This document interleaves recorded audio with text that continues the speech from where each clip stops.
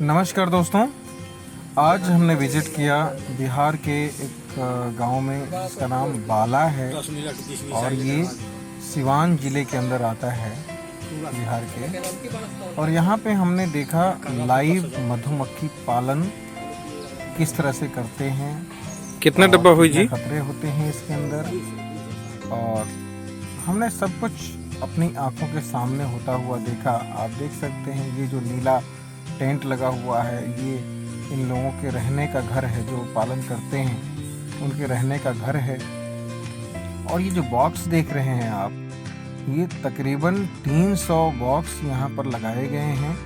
ये ज़मीन से थोड़ा सा ऊंचा करके आप देख रहे हैं, नीचे की स्टैंड की तरफ थोड़ी सी जगह बनी हुई है और ऊंचा करके हल्का सा रखा हुआ है, और इसी में मधुमक्खी पालन होता है।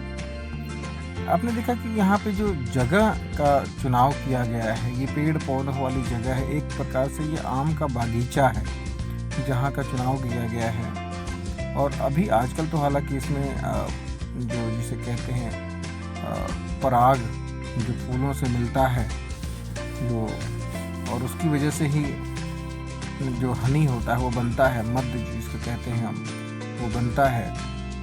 लेकिन आजकल वो नहीं बन पा रहा क्योंकि आसपास ऐसी कोई फसल नहीं है, और उसकी बदौलत ये करना होता है कि जो मधुमक्खियाँ होती हैं उनको पालने के लिए चीनी जो होता है वो खोल करके एक ग्लास के अंदर वो इन बक्सों के अंदर रखा जाता है।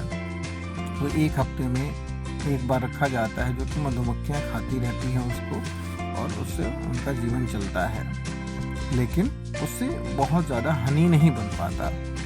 तो इसी बीच हमारी मुलाकात होती है यहाँ पे जो काम करने वाले व्यक्ति हैं, श्री बाला कुमार।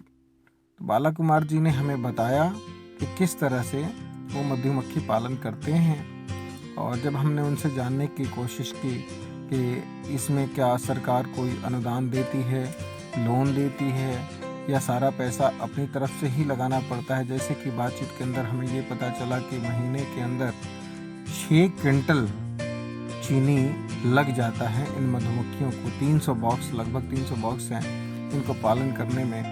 6 क्विंटल चीनी बहुत ज़्यादा मात्रा होती है, तो इतना खर्चा ये लोग कैसे वहन करते हैं। इन्होंने बताया कि इसमें सरकार का अनुदान भी होता है और लोन यानी कि ऋण भी प्रोवाइड किया जाता है सरकार की तरफ से। हमने इनसे ये भी जानने की कोशिश की कि क्या ये ऋण जो है केंद्र सरकार की तरफ से है या राज्य सरकार की तरफ से है। तो इन्होंने बताया कि ये राज्य सरकार की तरफ से ही दोनों ही चीज़ें, अनुदान और ऋण दोनों ही उपलब्ध कराया जाता है, और जिस तरह से जिसके आधार पर ये लोग मधुमक्खी पालन कर पाते हैं। तो आपने देखा कि बहुत ही अच्छा व्यवसाय है, जिसको आप अपने खेतों में कर सकते हैं, बाग बगीचों में कर सकते हैं। लेकिन कुछ बातें ज़रूरी इन्होंने बताई, बाला कुमार ने बताई जो बातें। जैसे हमने पूछा कि इसमें कब हनी बनना कब शुरू होगा और कैसे बनेगा, तो उन्होंने कहा कि जब सरसों की खेती होती है और सरसों पे जब फूल लगते हैं तो उस समय हनी जो है वो काफ़ी मात्रा में बनता है, क्योंकि मधुमक्खियाँ जाती हैं और वहाँ से फूलों से रस उसका चूस करके लाती हैं और वो इकट्ठा करती हैं, और उससे जो है हनी बनता है कहीं ना कहीं।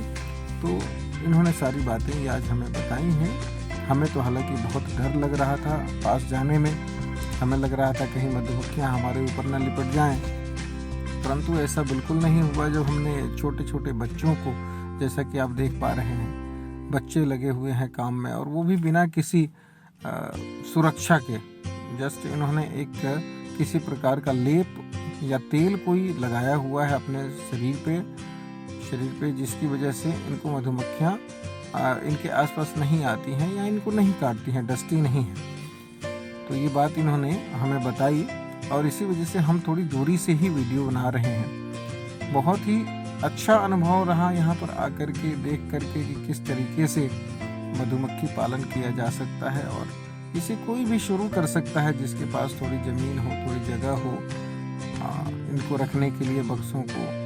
वैसे तो ये लोग मूल रूप से यहाँ के नहीं हैं, कहीं दूर से आए हैं, और जहाँ भी इनको इस तरह की जगह मिलती है वहाँ पे ये लोग जाते हैं। शायद हो सकता है किसी ज़मींदार को, ज़मीन वाले को कुछ पैसे देते हों और इस तरह से ये व्यवसाय इनका चलता है। तो बहुत सारी जानकारी इन्होंने हमारे साथ शेयर की, साझा की और ये मैंने आप तक पहुँचाने की कोशिश की। तो आप भी जब कभी मन विचार करें इस तरह का काम करने का तो आप भी कर सकते हैं इस तरह से, और सरकार से अनुदान भी ले सकते हैं, सरकार से सहायता भी ले सकते हैं और ऋण भी प्राप्त कर सकते हैं और इस तरह का व्यवसाय किया जा सकता है। धन्यवाद।